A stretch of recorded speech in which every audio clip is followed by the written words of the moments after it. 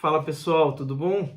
Max Cardoso por aqui e hoje nesse vídeo eu quero falar sobre a existência de Deus, um assunto muito pedido, muito comentado. Eu quero aproveitar então para falar sobre alguns argumentos da razão sobre a existência de Deus. Então já vai dando aqui o seu like, se inscrevendo no canal e compartilhando esse vídeo, né, para que o canal possa crescer cada vez mais.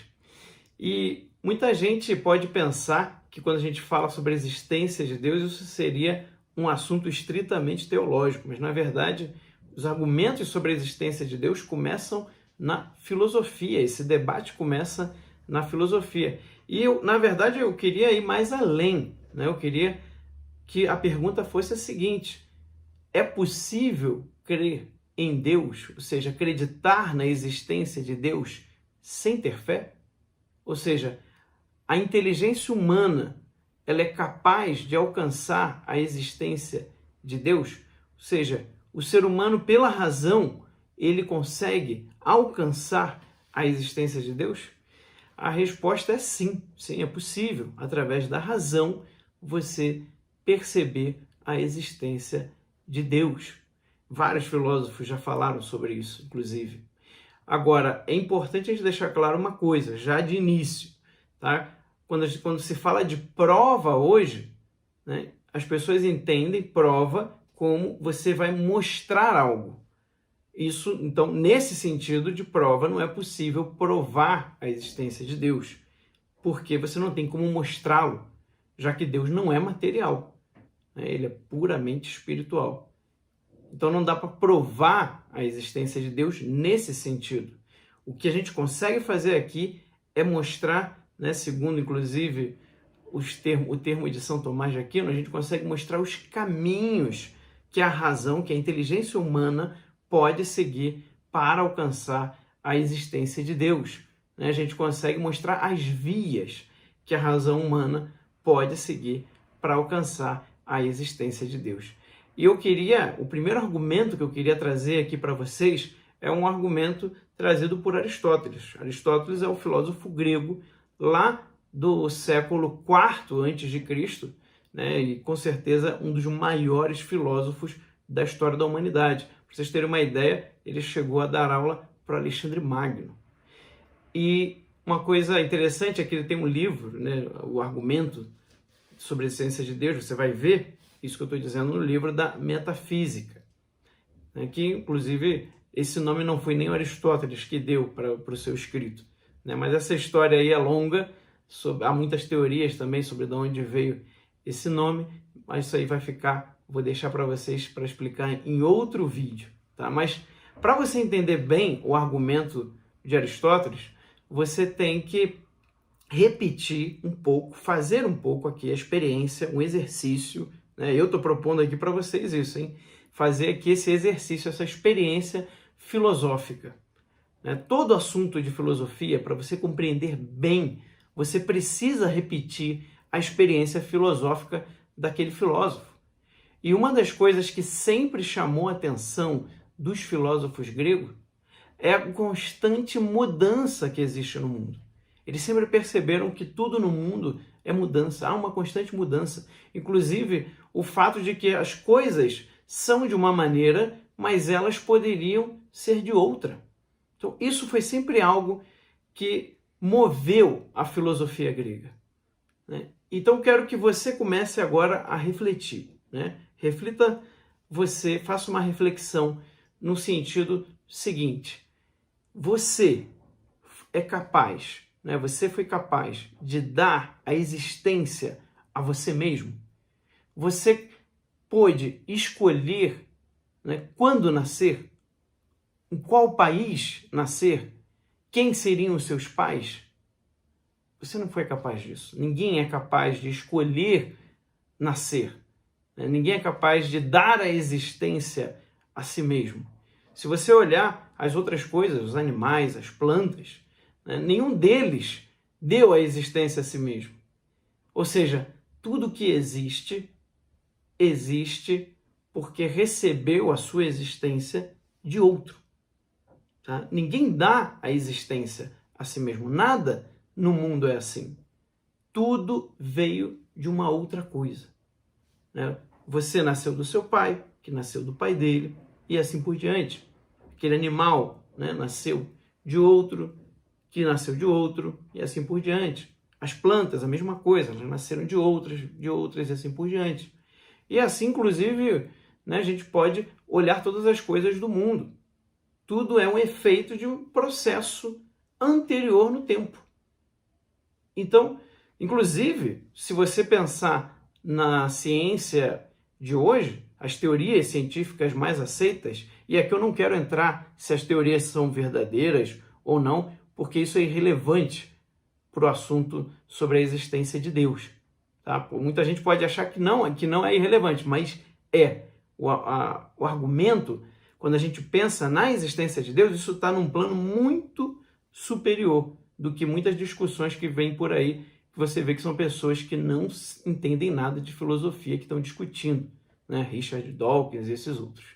Agora, mesmo com a teoria científica atual, mais aceita, você percebe o seguinte, eles dizem que os planetas são resultados de explosão de estrelas.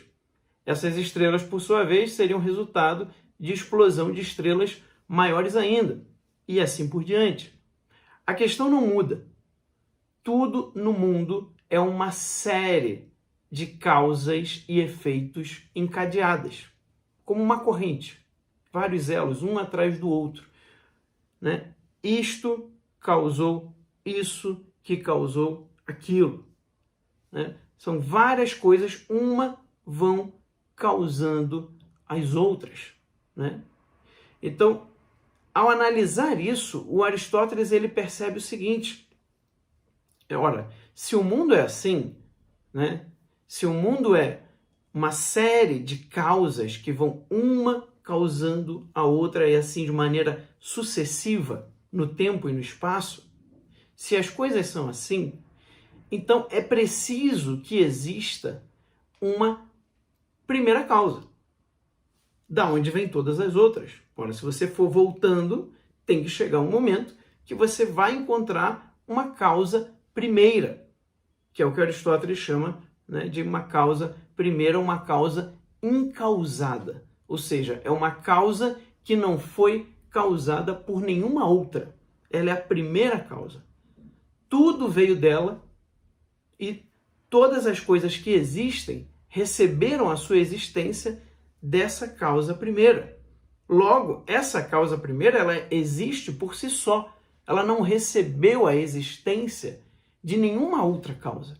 Essa causa primeira, ela existe por si só e ela deu a existência para todo o resto. Então, veja o seguinte, nesse argumento não tem aqui nenhuma questão de fé no meio. Isso é pura análise racional. Isso é fruto de uma reflexão profunda do mundo, das coisas, da vida, de como as coisas são no mundo. Tá? Então, por isso que eu digo, não tem a ver aqui com uma questão de fé. Tá? Não tem aqui a ver com uma questão de fé, uma profunda reflexão sobre a existência. E aí você percebe, né, que o mundo é assim, o mundo tem essa mudança, o mundo possui essa série encadeada de causas. Inclusive, as coisas poderiam existir ou não existir.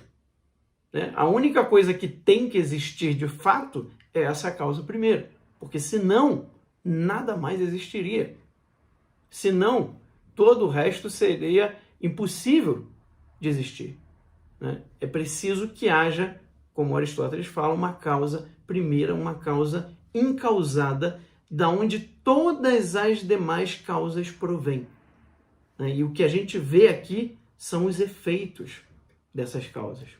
Inclusive, uma ótima referência para você estudar sobre isso, quem conseguiu condensar os argumentos sobre a existência de Deus é São Tomás de Aquino. Isso está na Suma Teológica, o primeiro volume da Suma, a questão 2, artigo 3. Tá? Esse livrinho aqui que muita gente conhece, né? O primeiro volume dele, o questão 2, o artigo 3. Então ali você tem um condensado de vários argumentos sobre a existência de Deus. Inclusive, um deles que eu acho interessante a gente comentar aqui é o argumento do movimento. Eu acho que dá para entender até um pouco melhor essa questão da causa primeira, porque você pode pensar também, se está difícil de entender como causa, você pode pensar como um movimento. Uma coisa move a outra, que move a outra, que move a outra, assim por diante. Um exemplo bem didático para vocês, tá? Imagina uma série de dominós. Imagina ali uma série de dominós e você, todos eles enfileiradinhos, bonitinhos, aí você derruba, né? Derruba o primeiro e todos ali vão derrubando na sequência. Quer deixar uma coisa mais absurda ainda? Vamos botar um exemplo bem absurdo. Imagina que essa fileira de dominós, né, começou a ser enfileirada a partir do Japão. Né? Alguém lá no Japão começou a enfileirar os dominós e veio enfileirando até chegar aqui no Brasil. Né? E aí quando você vê aqui os últimos dominós caindo, apesar de você não ver o primeiro dominó, você sabe que existe um primeiro. Ele está lá longe, você não está vendo, mas você sabe que existe. Ora, se esse aqui caiu, quer dizer que algo, né, derrubou o primeiro. E aí a pergunta é o seguinte, né, quando você vê esse foi empurrado por esse, que foi empurrado por esse, que foi empurrado por esse, até o primeiro. Né? E aí você pode ainda pensar, mas alguém derrubou o primeiro, alguém empurrou o primeiro dominó. Beleza, mas quem que empurrou, né, essa pessoa que empurrou o primeiro dominó? Ninguém. Isso significa que ninguém moveu essa primeira pessoa. Ela é a origem do movimento. Então, isso é uma coisa também que o São Tomás de Aquino coloca. Para que o movimento exista, ele precisa ter um início. Ele precisa ter algo que começou esse movimento. E esse algo que começou esse movimento não foi movido por nada. Então, a ideia aqui ela é bastante simples, mas ela é profunda. Tá? Pode parecer, num primeiro momento, que isso aqui é algo muito simples, simplório, mas não é. Aqui esconde uma profundidade, uma reflexão que é muito, muito necessária. Tá? É preciso que para que um movimento exista, tá? Para que exista um movimento, é necessário que algo comece esse movimento.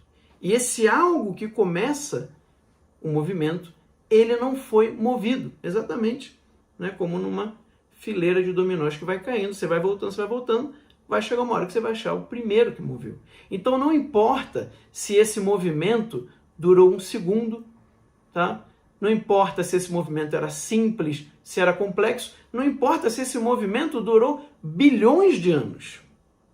O importante é que existe algo que começou, que deu início a esse movimento, e isso que deu início a esse movimento não foi movido por nada. Então, a partir dessas reflexões, você vai entendendo a questão da existência de Deus através da razão. É Ele quem começou o movimento. É Ele a primeira causa, a causa incausada. Para a gente finalizar, tem um outro argumento que está na Suma Teológica, nas 5 Vias de São Tomás, que é a questão da ordem. Tá? É a questão da ordem, que é o seguinte, né? Não é possível que as coisas se ordenem de maneira espontânea. Não é possível, como os gregos falam, né? Do nada, nada provém. Do caos não pode surgir espontaneamente a ordem. Ou seja, de um universo tão complexo, não é possível que se instaure uma ordem, a não ser que haja uma inteligência, algo que ordene essas coisas e que seja exterior a elas, inclusive, para fazer essa ordem. Eu gosto de lembrar, quando eu falo sobre esse argumento, do cardeal de Viena, né? Um antigo cardeal de Viena, não é o atual. O antigo cardeal de Viena, ele costumava dar um exemplo seguinte, ele fala, usando essa questão da ordem, ele falava, olha, é tão absurdo alguém olhar para a complexidade desse mundo e achar que ele é fruto do mero acaso.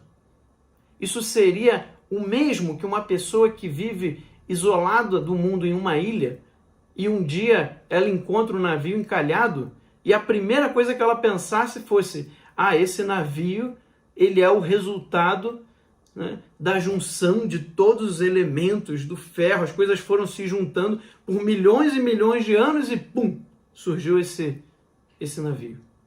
Né? Vai ser absurdo. Isso causa repulsa à inteligência humana. Só que sabe o que é interessante? Que se você calcular a probabilidade matemática disso, é mais fácil isso acontecer do que o universo que a gente está, o universo que existe, surgir do mero acaso. Então, da mesma forma, gente, todos esses argumentos vão mostrar o seguinte: né? Não existe movimento, o movimento não existiria se não existir um primeiro movimento de algo que não fosse movido. Não existiria causa e efeito, uma sequência, uma série de causas e efeitos se não houver uma primeira causa que não seja causada por nenhuma outra. Não existiria ordem se não houvesse algo que ordenasse, né, de fora para poder ordenar essas coisas, porque senão seria caótico. Então esses são só alguns argumentos, tá? São 5 as vias de São Tomás, ainda tem, né, ainda se pode dar aí uma sexta também, né? Só que são assuntos mais complexos, mais profundos, demandaria um curso que eu quero ainda trazer também para vocês mais para o futuro, mas eu quero que vocês possam refletir, né? E se ficou um pouco difícil, assista esse vídeo outras vezes, medite sobre esses argumentos, medite sobre as realidades, comece a observar um pouco o mundo, faça um pouco dessa experiência filosófica. Eu tenho certeza que se você fizer essa experiência, se você começar a meditar sobre as coisas, né, com profundidade, ainda mais esse tema aqui é a grande pergunta da humanidade. Se você começar a meditar sobre isso, principalmente apoiado nos clássicos, eu tenho certeza, nos grandes sábios, né, da humanidade, eu tenho certeza que você vai começar a entender melhor a vida humana, a sua existência e até mesmo o próprio mundo à sua volta. Então eu quero agradecer muito você por assistir esse vídeo. Não deixe de dar o seu like, não deixe de compartilhar, não deixe de comentar aqui para dizer o que você achou, se você está com alguma dúvida, algo que eu possa abordar nos vídeos posteriores também. Né? Terça-feira quero sempre trazer aqui algum assunto filosófico para a gente refletir. Muito obrigado e um abraço para vocês. Até o próximo vídeo.